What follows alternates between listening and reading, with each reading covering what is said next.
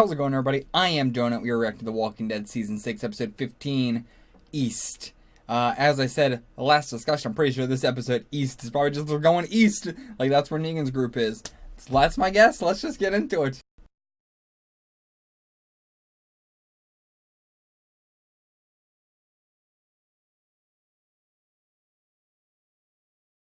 Okay, so, where do we start? First off, cold open. I love whenever we do a cold open that shows the aftermath of a fight, and then we get to actually see how the fight unfolded, because then throughout the entire fight, you're just waiting for those little moments. Really cool. I love whenever it's like a human fight. Zombie one's not as interesting, but nevertheless. In Alexandria, they're building a new guard tower, and they're putting barrels of guns around everywhere. Guard tower, definitely a good idea. Barrels of the guns. If Sony breaks in, I guess we're going to assume that they already have weapons and guns, so it really wouldn't matter. It's not like they're going to get their hands on more guns. Well, actually, that's not true, because, as we know, Alexandria is the most heavily armed place in this entire fucking world, it seems. More than the Hilltop, for sure. And even the, what do they call, the Saviors, even they didn't seem to be, like, loaded full of guns or anything. But not as much as we have, where we can just have barrels of them lying around. That's not even the stuff that's in the armory. We still have the entire armory. But then we also just have barrels of guns, because everybody we kill, we just take their weapon too, of course. So the thing we're probably going to accumulate the most of is weapons. But yeah, so I do think it's a good idea now that I think about it, Other than the wolves, most people probably aren't going to get their hands on the guns. And even if the wolves got their hands on the guns, it'd be better if everybody else can also get their hands on the guns easily. As well as just carrying them on themselves, I guess. Probably not, though. I guess you don't need to carry them on you if you got gun barrels everywhere. So, then we got the great song choice with It's All Over by Johnny Cash. Really, really fitting, like the first verse and everything. With Carol spending the last few days knowing what she was going to have to do. All these, maybe the, and I couldn't hide the teardrops when I walked away alone. That's referring to, her not being able to hide her emotions from Tobin. He could, like, tell something was up.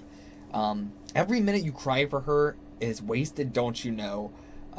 It could be because, like, all the tears she is shedding for the people who are dying, she feels are wasted because of the actions she has done. She feels hypocritical in a way, that she doesn't deserve the happiness that she has here. Because if she does, she's going to have to keep killing people, and she doesn't want to have to keep killing people, so, yeah. Then, in between, we have Carl seeing the stock of a pistol that had, like, a bat with, like, wire wrapped around it or something. I know Negan has a stick or something, so maybe that's what it is. Could be something else. So the second verse, we see everybody out, like, just a lot of other people, the line of, what was it?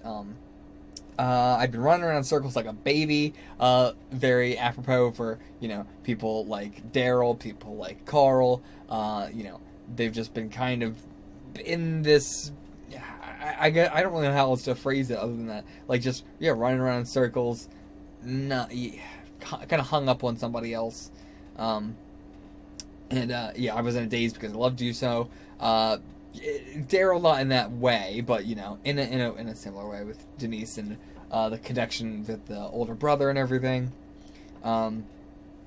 Broken in a million little pieces, fits for almost any of the characters and everything like that. And then when I saw enough to realize you didn't care for me, every minute that you cry for her is wasted, don't you know? Again, playing over Abraham and Sasha and Rosita.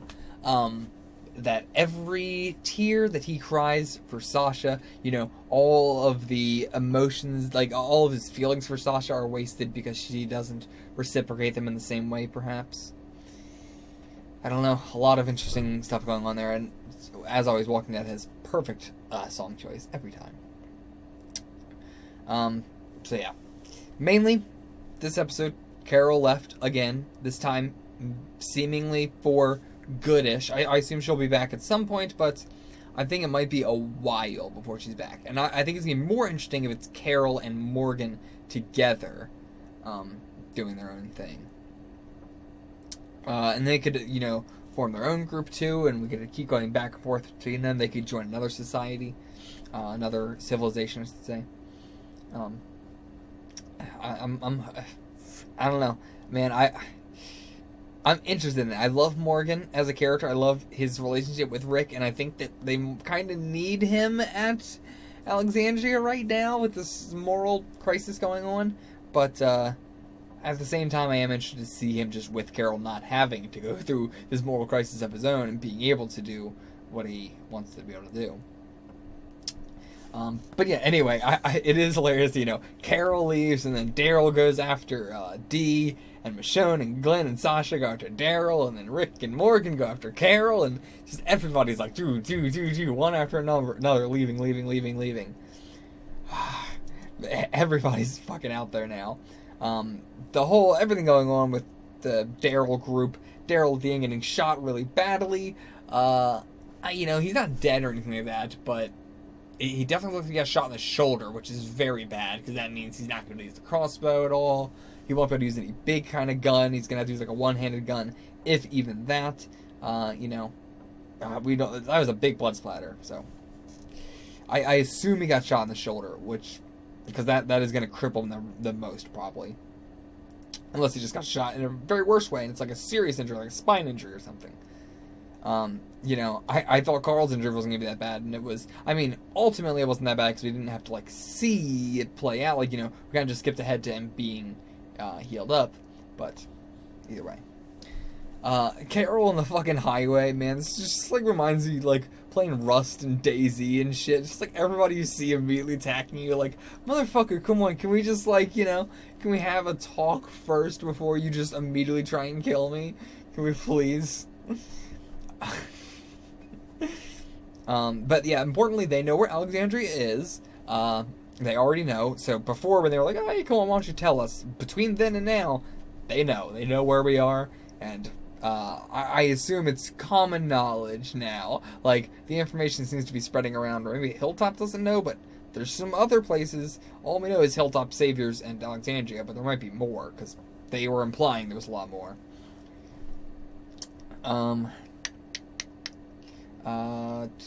Also the fact that they know, our defenses and everything means they've been spying on us, I should say.